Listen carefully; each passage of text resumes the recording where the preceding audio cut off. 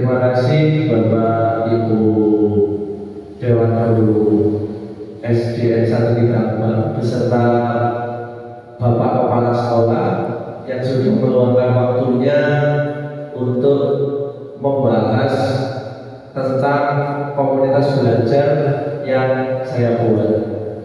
Di sini saya membuat komunitas belajar yang mungkin awam untuk Bapak Ibu guru yang lain, karena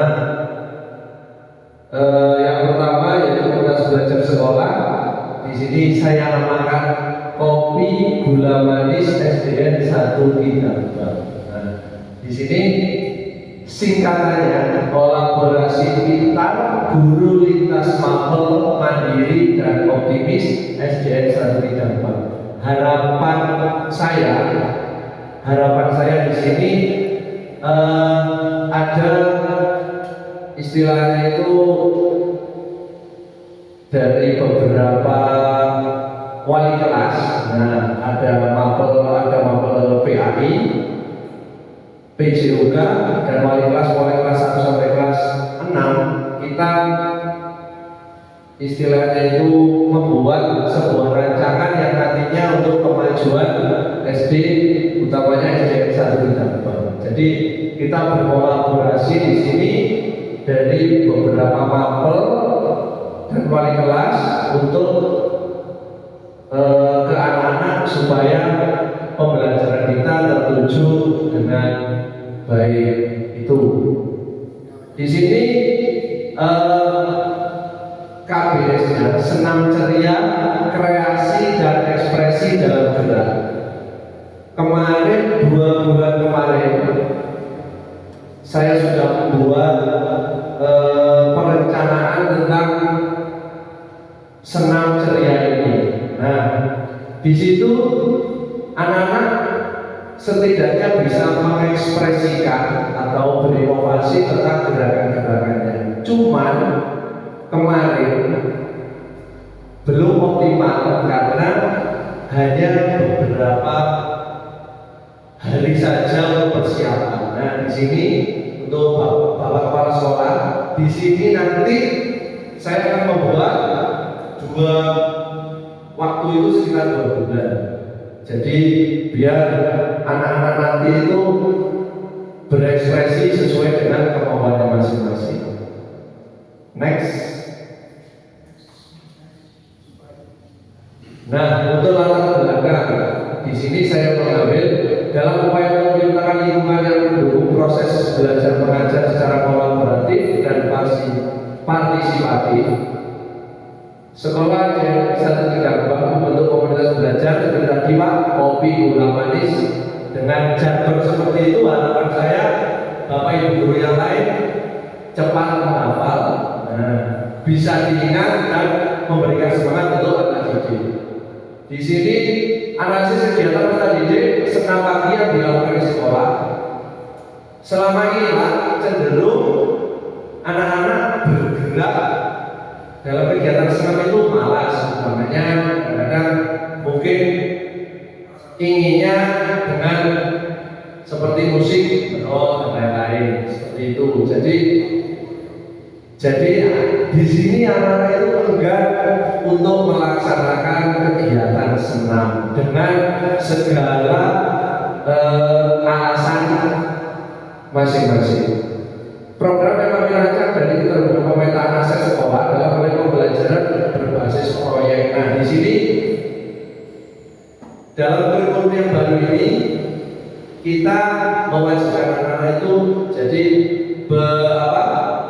kurikulum yang tertuju pada peserta didik. Jadi acuan kita peserta didik diberikan sedikit materi, setelah itu pengembangannya kita kembalikan ke peserta didik itu sendiri.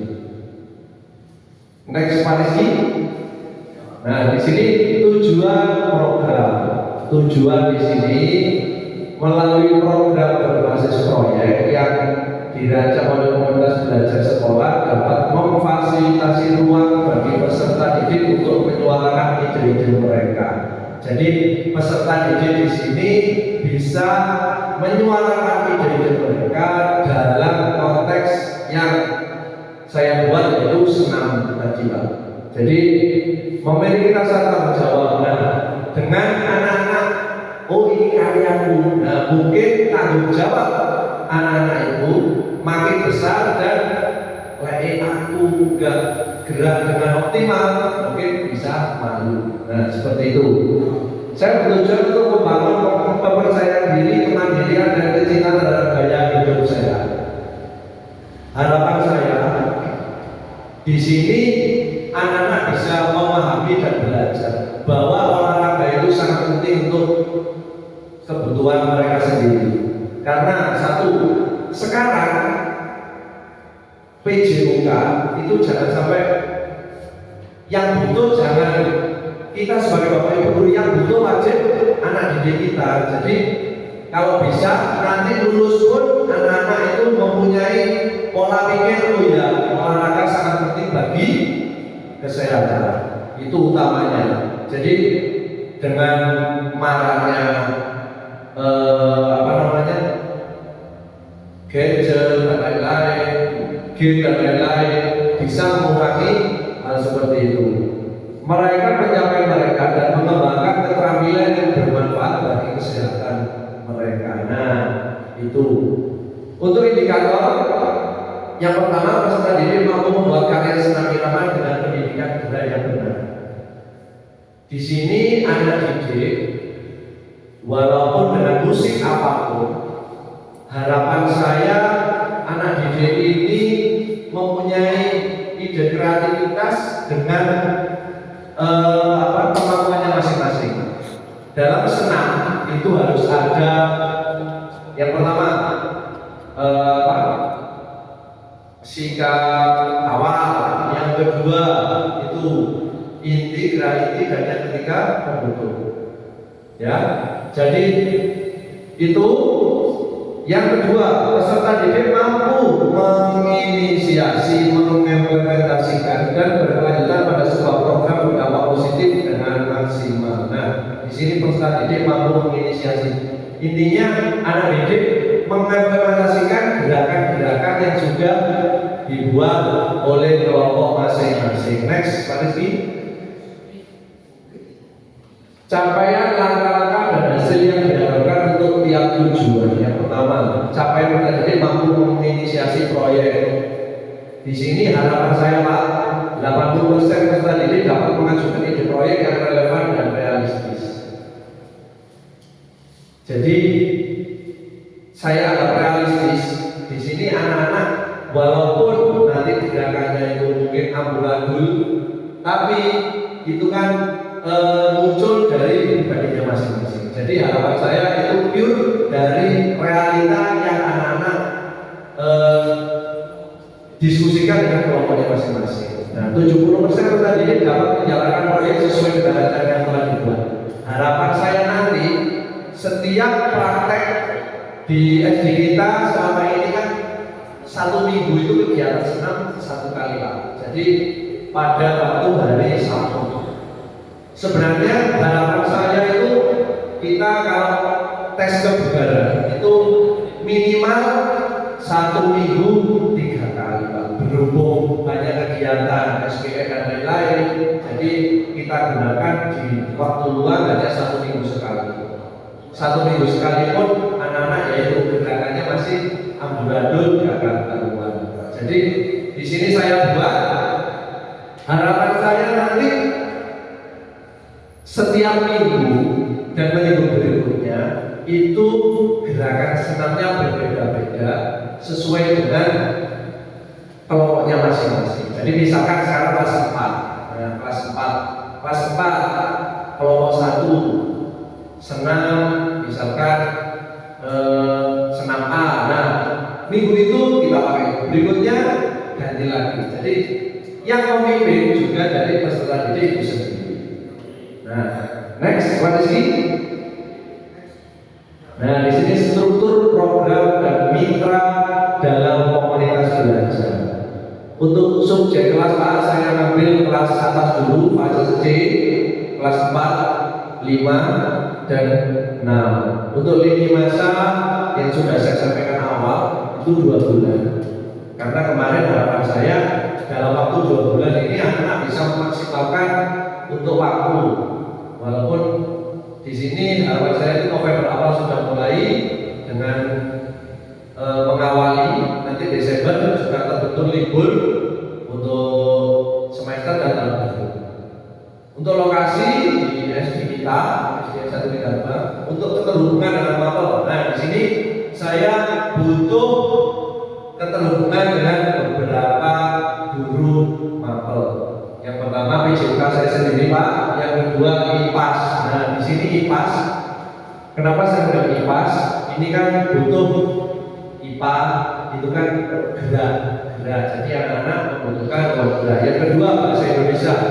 Di sini untuk mapel bahasa Indonesia, keterhubungan dengan apa yang sudah saya buat ini tentang jurnal. Jadi anak-anak jurnal yang dibuat kelompok itu sendiri nanti bisa tersampaikan. Nanti progresnya gimana, mulai awal minggu pertama progresnya seperti ini. Jadi itu laporan dari anak-anak itu sendiri. Yang ketiga PAI. PAI ini kita mengawali semua kegiatan harus dengan berdoa. Begitupun dengan mengakhiri harus dengan berdoa. Untuk yang ketiga kesenian. Terakhir, maaf. Untuk yang terakhir kesenian. Kenapa saya mengambil kesenian? Di sini anak-anak untuk gerakan senam itu identik dengan kelenturan. Jadi dinilai penilaiannya juga tentang kelenturan, gerakan, langkah kaki dan sebagainya. Mitra dalam Komel, penanggung jawab adalah Bapak Kepala Sekolah. Mungkin Bapak Kepala Sekolah di sini memberikan istilahnya itu sangat mendukung dengan kegiatan kita. KBS yang menjadi lokomotor atau fasilitator adalah komunitas praktik sekolah terdiri dari guru mapel yang sudah saya sampaikan tadi, wali kelas masing-masing, ya, dan teknik, tenaga teknik. Kita ada penjaga sekolah ataupun TU. Mitra dalam KBS yang nantinya akan membantu terkait dengan publikasi kegiatan melalui sosmed sekolah. Nah, sosmed sekolah di sini banyak sekali Bapak Ibu. Kita sudah membuat Instagram, sudah membuat Facebook dan lain sebagainya. Mitra dengan wali kelas sebagai koordinator dengan masing-masing kelas dan peserta didik. Di poin ini maka saya tekankan lagi, saya kalau melangkah dengan sendiri mungkin kurang optimal, maka saya butuh Bapak Ibu wali kelas yang selalu mendukung kegiatan saya, karena yang paham betul dengan kriteria anak-anak, dengan pemahaman anak-anak itu adalah Bapak Ibu wali kelas. Untuk berikutnya Pak Sirex. Nah, di sini ada kapasitas yang dimiliki. Yang pertama ada sumber daya Pak, manusia, guru, Bapak Ibu guru, peserta didik, fisik, halaman yang luas. Alhamdulillah sekolah kita di fasilitasnya halaman yang luas sehingga kita tidak bingung lagi untuk memberikan materi utamanya tentang olahraga. Politik kebijakan kepala sekolah. Nah, di sini kebijakan Bapak kepala sekolah mungkin sangat mendukung dengan kegiatan kita. Jadi fasilitas yang sudah ada kita manfaatkan dengan betul. Yang kedua, peran peserta didik. Aktif bertanya dan mengemukakan pendapat serta menemukan informasi relevan dari berbagai sumber untuk mendapatkan solusi, menemukan cara yang efektif untuk menyelesaikan masalah yang diberikan. Di sini saya tekankan lagi, pada masa sekarang peserta didik itu banyak yang malas karena yang pertama lingkungan, karena di rumah mungkin terlalu banyak main gadget, ditinggal orang tua bekerja, anak terlalu malas. Jadi di sini saya tekankan lagi, saya harus memberikan motivasi utamanya untuk peserta didik supaya bahwa olahraga itu sangat penting untuk dirinya sendiri. Nah, di sini keterlibatan KBS membimbing dan mengarahkan peserta didik dalam proses penyelesaian masalah yang dihadapi. Nah, membimbing dan mengarahkan. Jadi saya harap Bapak Ibu guru tidak pernah bosan untuk selalu membimbing anak-anak. Jadi harapan kita anak-anak ini jangan sampai keluar dari keluar dari jalan yang sudah kita buat sama-sama. Jadi harapan saya jangan sampai anak-anak itu istilahnya lemah dalam pengetahuannya. Jadi kita sama-sama memberikan motivasi melangkah bersama untuk kemajuan SD kita tercinta. Next, Pak Rizky. Nah, di sini evaluasi dan refleksi. Kapan? Kapan? Kegiatan ini dilakukan mulai bulan November sampai bulan Desember, Pak. Jadi 2 bulan ini harapan saya, kalau memang kita rasa progresnya sudah bagus, harapan saya ke depan menjadi lebih baik lagi. Sumber data, survei dan pengamatan di sini saya mengambil survei dan pengamatan itu saya kembalikan kepada Bapak Ibu Wali kelas. Jadi saya berkomunikasi dengan Bapak Ibu Wali kelas untuk mencari ini anak yang saya anggap, yang Bapak Ibu anggap mampu menjadi istilahnya ketua kelompok. Jadi kan kita bagi kelompok nanti. Tekniknya peserta didik dibagi menjadi kelompok yang beranggotakan sekitar 10 sampai 12 orang. Kenapa saya buat siswanya nggak banyak? Karena di sekolah kita itu siswanya lumayan banyak, paralel semua. Jadi untuk bentuk refleksi, jurnal refleksi peserta didik dan refleksi guru. Jadi ada 3 refleksi yang kita nanti kita buat. Rupanya jam siang lah, teman-teman sudah mulai ngantuk. Kita breaking sebentar lagi. Gimana Pak? Oke, kita breaking sebentar. Bapak Ibu guru, mohon waktunya berdiri. Bapak, kita breaking dulu. Breaking dulu. Berantakan apa? Ya, berantakan. Pak, kalian bisa diri kalian? Bersaja. Bu Fitri sebelah sana, Bu Fitri sebelah sana. Ya, nggak boleh, kita kan harus ada gender. Sini.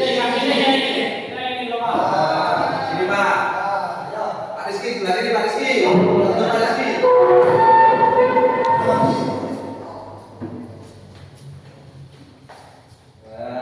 Kita break sebentar.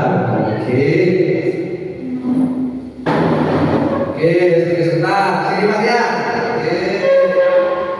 Pak, kamu sebentar. Ya semangat kiri Pak Ali. Oke, nah di sini yang sebelah kanan, sini kanan saya berarti sebelahnya Pak Ali. Nah, sebelah Pak Dia berarti sebelah kiri. Ya.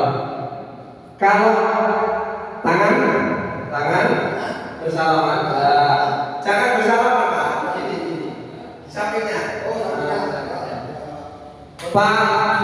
Pak Ali di sini genap, Pak Dia ganjil. Nah, kalau saya bilang misalkan genap, nah jika Pak Dia genap, oke, konsentrasi. Belum Pak. Oke, kanan apa kiri? Pak. Terus 1, 2, kiri. Nah, kalau kiri berarti yang pegang tangannya Pak Ali yang narik.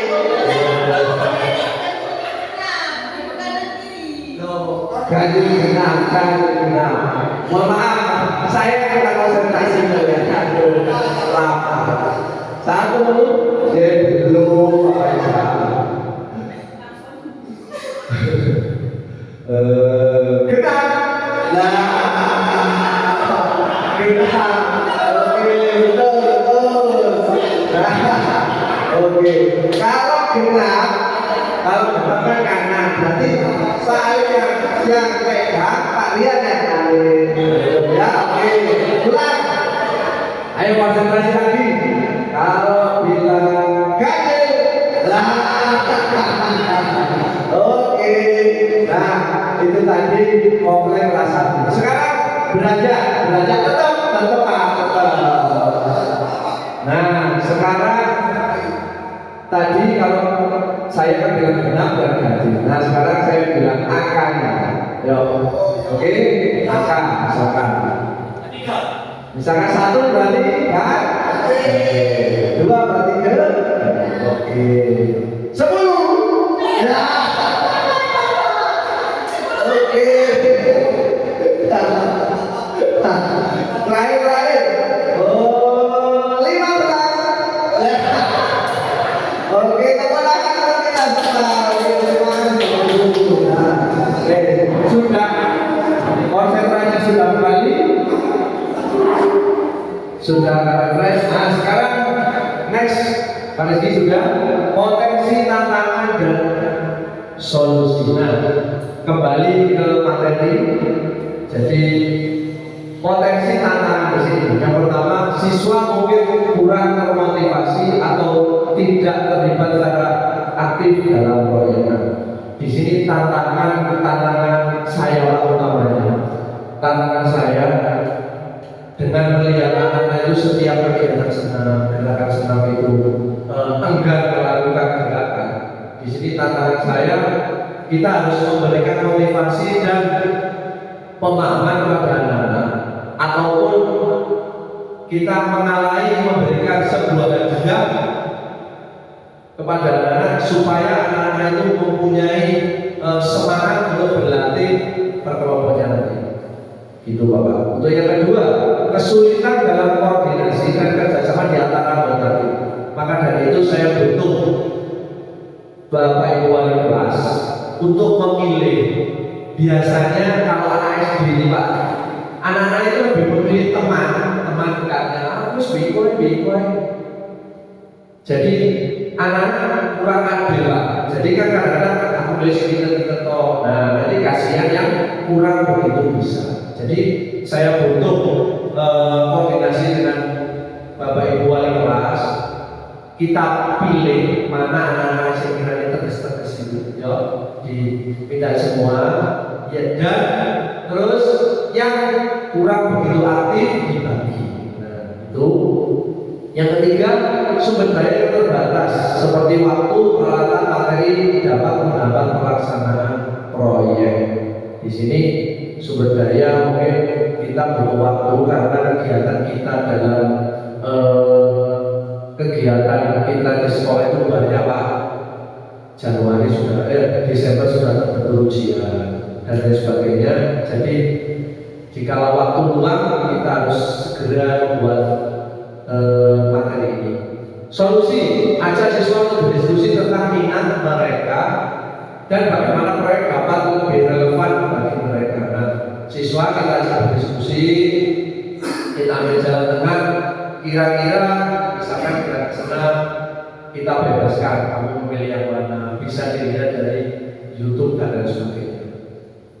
Berikan dukungan dan tempat balik positif secara berkala, rayakan pencapaian dan usaha mereka. Kita selalu memberikan umpan balik positif kepada mereka supaya anak-anak itu selalu semangat untuk melakukan kegiatan tersebut.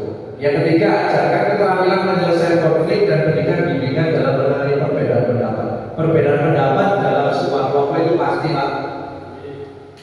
Tapi kita harus meminimalisir itu dengan memberikan pengertian yang berbeda. Yang keempat, manfaatkan teknologi dan sumber daya online yang tersedia untuk mendukung proyek.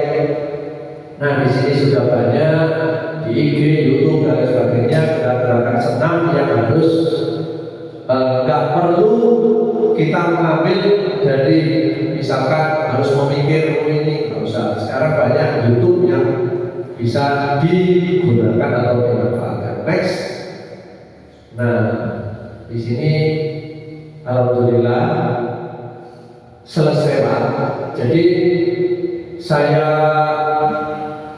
dalam komunitas belajar sekolah ini yang saya